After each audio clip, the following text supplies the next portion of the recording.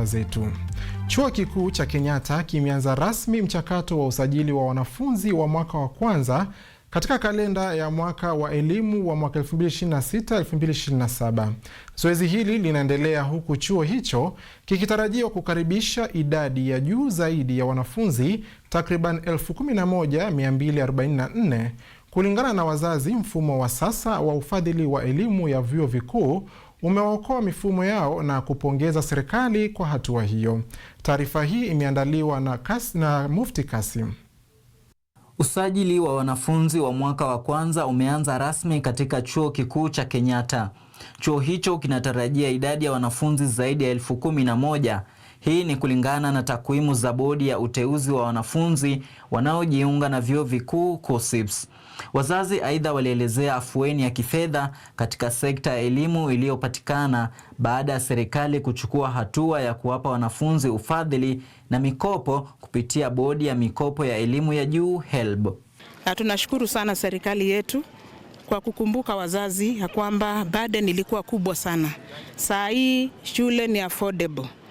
Kama kuna mzazi bado mtoto yuko nyumbani, ujue ya kwamba serikali wanagharamia na pia wanasaidia wanafunzi kupata kusoma bila kusumbuliwa. Ninashukuru sana. KU fee structure is manageable, it's flexible because of the HELB loan and the government funding. Affordable, ni affordable tu kwa sababu kama mzazi lazima nijitume ili naye maisha ya mtoto wangu in future yawe better than ambaye mimi ninaishi. Wazazi pia wameelezea furaha yao kwa wanao kupata fursa ya kipekee ya kujiunga na chuo hicho, wakikitaja kuwa miongoni mwa vyuo bora vyenye mazingira salama na vinavyotoa mafunzo bora kwa wanafunzi. Security, very good environment, a good facility that can help the child mwenye ako na ambition na hamu ya kusoma afikie katika hatima yake.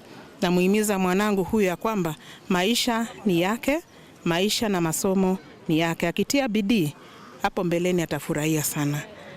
Kama mzazi, ile tunahitaji kwa mwanafunzi ama kwa mtoto ni awe kwa ile kampani mzuri, ile itamwezesha kusoma na kumaliza na kuhitimu kwa masomo yake. Kila mara tunapea caution kwa watoto wetu kwamba unapotoka nyumbani ukifika huko usijiunge na kampani mbaya.